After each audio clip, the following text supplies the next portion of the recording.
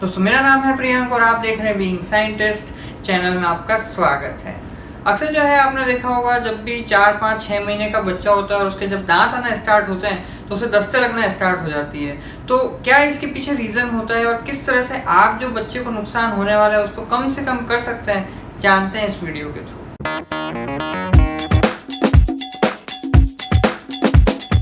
तो सबसे पहले हमें ये समझना होगा कि ऐसा होता क्यों है। तो होता क्या है कि जैसे जैसे वो बच्चा जो यूजुअली जो 5-6 मंथ्स का हो रहा होता है तो उसके दांत आना स्टार्ट होते हैं। और दांत आप समझ सकते हैं कि जबड़ा जो होता है, जॉ जो होता है वो कितना हमारा नाजुक होता है और दांत इतने जो है मतलब बिल्कुल कठोर होते हैं। और वो जब आ रहे होते हैं तो बच्चे को बहुत ज़्यादा मतलब दर्द वगैरह हो रहा होता है। इस वजह से वो उन दिनों मतलब कराह भी बहुत रहा होता है। इसके साथ में आपने ये भी देखा होगा कि उसके लार टपक रही है और भी जो है उसको इचिंग हो रही है वगैरह, बहुत सारी चीज़ें होती हैं। उनमें से एक और चीज़ है कि उसे दस्ते भी बहुत लग रही होती है। तो जब उसके जो दांत आना स्टार्ट हो रहे होते हैं तो उसको बहुत ज़्यादा क्योंकि पेन हो रहा होता है तो वो उस पेन को सरपास करने के लिए एक तरह से वहाँ पे जो भी आजू बाजू के जो ऑब्जेक्ट रखे होते हैं उनको वो खाना स्टार्ट करता है। मतलब वो जो भी मिल जाए, चाबी मिल जाए, कुछ भी मिल जाए, तो आपने देखा होगा कि वो चबाना स्टार्ट कर देगा उसे, just to prevent that particular pain, उसको मतलब काउंटर करने के लिए। तो अब जो भी वो ऑब्जेक्ट खा रहे होते हैं, भले वो चाबी हो, कोई प्लास्टिक का मटेरियल हो, तो उसके अंदर जो है हम पूरे के पूरे घर को कोई हर समय सैनिटाइज करके तो रख नहीं सकते हैं। और जो है ना ही हम हर जगह जो है मतलब कोई साबुन से छिड़काव या कुछ भी कर सकते हैं। तो वहाँ पे बहुत सारे जर्म्स होते हैं। कैसे? बैक्टीरिया और वायरस। तो बहुत सारे बैक्टीरिया एंड वायरसेस वहाँ पे होते हैं। बैक्टीरिया और वायरस के बारे में तो आपको डिफरेंस पता ही होगा, जैसा कि मैंने आपको पिछले वीडियो में बताया था।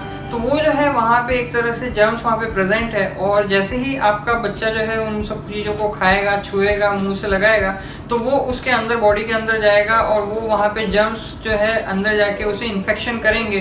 कुछ इस तरह का मतलब इन्फेक्शन करेंगे पेट के लेवल पे, जिससे कि उसको दस्ते लगना स्टार्ट हो जाती है। तो ये बच्चे के साथ इतना ज़्यादा क्यों हो रहा है? तो उसके कुछ रीज़न है कि जैसे उसे 5-6 महीने हुए अभी मतलब पैदा हुए, तो वहाँ पे जो है उसको इतनी इम्यूनिटी डेवलप नहीं हुई है, यानी रोगों से लड़ने की क्षमता डेवलप नहीं हुई है। इम्यूनिटी क्या है ये इसके बारे में कई बार अपने पिछली वीडियो में बता चुका हूँ। तो वो उसको मतलब डेवलप नहीं हुई है।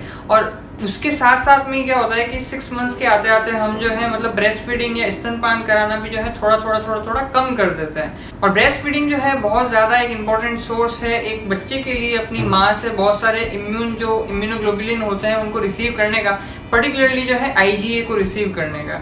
तो वो भी जो है धीरे धीरे मिलना कम हो जाता है। प्लस उसकी खुद की कोई बॉडी की इम्यूनिटी उतनी ज़्यादा डेवलप हुई नहीं होती है। तो थोड़ा बहुत भी अगर उसे कोई बैक्टीरिया, वायरस के ऐसे कॉन्टेक्ट में आया है तो वो जो है इवेंचुअली उसको डिसेंट्री या डायरिया के फॉर्म में निकलने लगेगा। इसके साथ आपने एक और चीज़ नोटिस की होगी कि उसमें स्मेल भी आना स्टार्ट होती है। तो वो उसका रीज़न ये भी है कि कई बार जो है हम 5वें-6ठे महीने तक आते आते बच्चे को जो है मतलब कुछ हम भी होममेड प्रोडक्ट जैसे दलिया या कुछ इधर उधर का खिलाना स्टार्ट करते हैं। लेकिन जब वो केवल माँ का दूध पी रहा होता है तो उसकी पॉटी में सच कोई बहुत बदबू नहीं होती। लेकिन जैसे जैसे हम घर का सामान खिलाना थोड़ा स्टार्ट करते हैं तो कुछ पचता है, कुछ नहीं पचता है। तो इवेंचुअली जो है वो एक तरह से बदबूदार मतलब वहाँ पे आपको देखने को एक्सक्रीशन मिलता है। तो बात आती है कि ऐसी सिचुएशन में क्या किया जाए। तो एक तो सिंपल तरीका ये है कि ग्राइप वाटर करके आता है, वो मार्केट के अंदर मिलता है और काफ़ी मतलब ज़्यादा महंगा भी नहीं आता।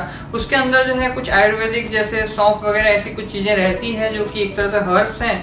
तो ये आप आयुर्वेदिक अगर उसे देंगे तो उसकी खुद की जो इम्यूनिटी जो है मतलब एक तरह से डेवलप होने में काफ़ी ज़्यादा अच्छा होगा। तो जैसे आज की तारीख में बोलते हैं ना कि हम विटामिन C की टैबलेट लें या विटामिन C वाले रिच हर्ब्स लें तो हमारी जो है बॉडी की इनेट इम्यूनिटी अच्छी हो जाएगी। तो वैसे ही कुछ समझ लीजिए कि बच्चे की इम्यूनिटी भी जो है उस ग्राइप वाटर की वजह से जो है धीरे धीरे डेवलप हो जाएगी। जिस वजह से अगर बाद में कुछ खाता भी है, उसमें कुछ जर्म्स वगैरह होते भी हैं, बैक्टीरिया, वायरस, तो वो उनको फिर भी बेटर वे में डील कर सकते हैं। तो जैसे ही दांत आना स्टार्ट हो उससे कुछ टाइम पहले जो है आप पिलाना स्टार्ट कर सकते हैं और उसका लिंक जो है आपको डिस्क्रिप्शन में मिल जाएगा। दूसरा जो है मैंने अभी भी बात की कि जो माँ का जो दूध है वो बच्चे के लिए बहुत ज़्यादा पोषक तत्वों से युक्त होता है, बहुत ज़्यादा इम्यूनिटी देता है। तो उसकी फ्रिक्वेंसी को कम ना करें, उसको मतलब एक डिसेंट टाइम तक पिलाएं जब तक कि उसकी खुद की इम्यूनिटी जो है उतनी स्ट्रॉन्ग ना हो जाए। तब तक जो है उसे पिलाते रहें, उसे बीच में मतलब डिसकंटिन्यू ना करें।